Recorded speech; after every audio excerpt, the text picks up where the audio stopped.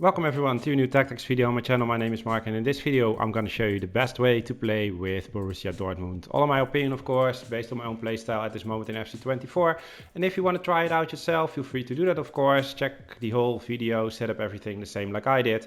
And yeah, go into a match. And after that, probably you can let me know if it worked for you, yes or no. It gave me some wonderful results, and that's why I wanted to share it with you guys. Hopefully it will help you to play better with them.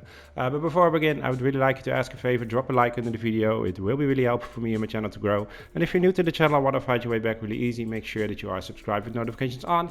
And if you like to buy a jersey, maybe from Borussia Dortmund or another club, another country, then you should definitely check out the website, Goal Shop. The link is in the description. They sell really good jerseys. Quality is really good. I got a few of them myself, as you can see here, and the price is really cheap. So if you want to order one for yourself or from someone else, can also be, of course, make sure that you use discount code Mark. You get 12% extra off.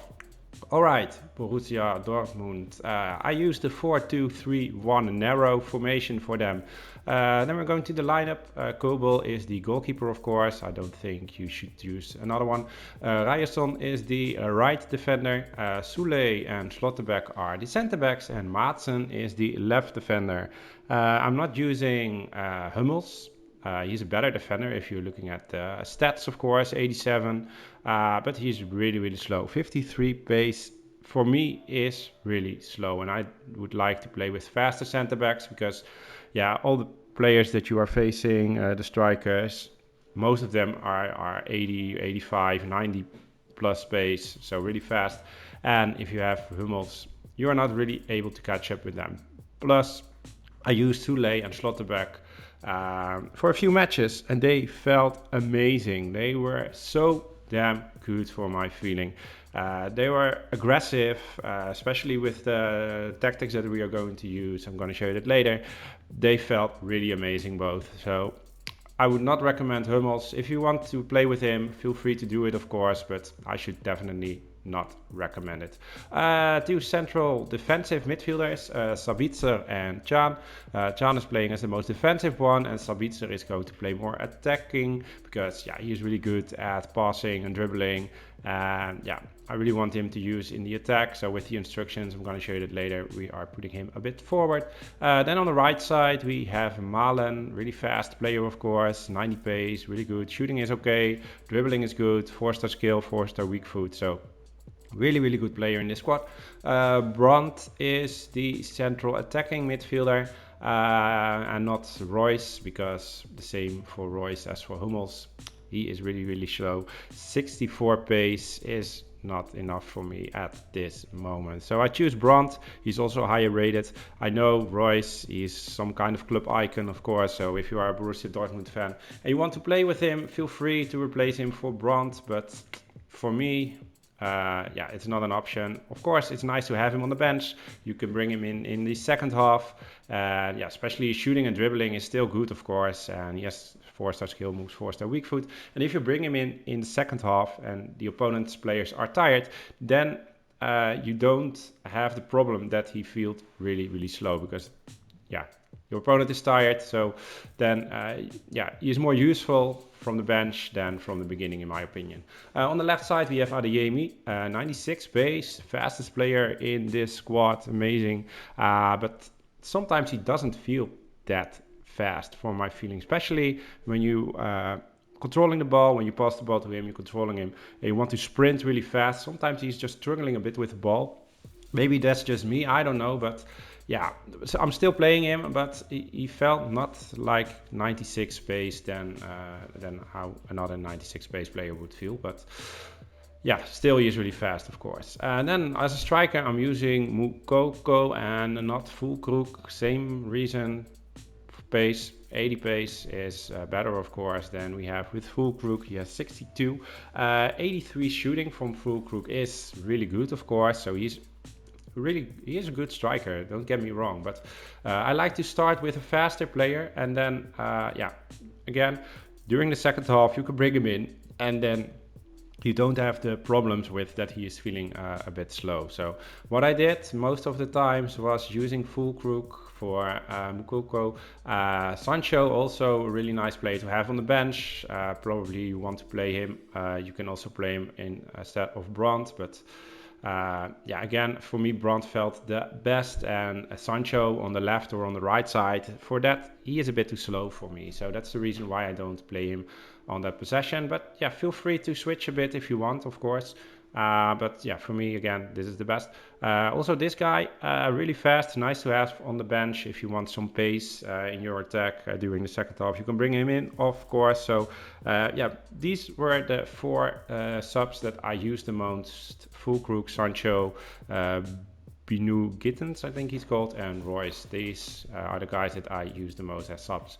Then we're going to the tactics: pressure on, heavy touch with a team width of 40 and a depth of 60. Build a play is long ball. Chance creation is direct passing. The width is 40. Plays in the box 5 bars, and corners of free kicks both 2 bars. And I'm gonna explain again. Pressure on heavy touch for me felt really good. And I already said it with the center backs, Soule and Schlotterbeck. In this combination, they were so aggressive on the ball, almost yeah, unbeatable defense. And yeah, also the other players, we have some nice fast players, aggressive players. So for me, this defensive style tactics felt the best all over FC24. So especially if you're also using second man press, I already said it in other videos. Maybe if you want to see that, you can watch other videos. But with second man press and pressure on heavy touch, you can really yeah, surround your opponent, and it's really hard for your opponent to yeah, pass the ball, because there are already 2, 3, 4 players from your team that want to get that ball. So we're playing really high on the pitch with 60, yeah, because we have fast center backs and also fast left defender, and yeah, Can as a central defensive midfielder is also really fast. So I want to play really high on the pitch, really aggressive. And yeah, maybe you already saw in the examples of the goals that I scored at the beginning of the video, how I'm getting the ball back and how I'm scoring these goals. And this is really helping with that. Long ball, because of the central attacking midfielders that we are playing, Adeyemi and Malen, you can't instruct them to go forward because they are central attacking midfielders and they don't have the instruction getting behind.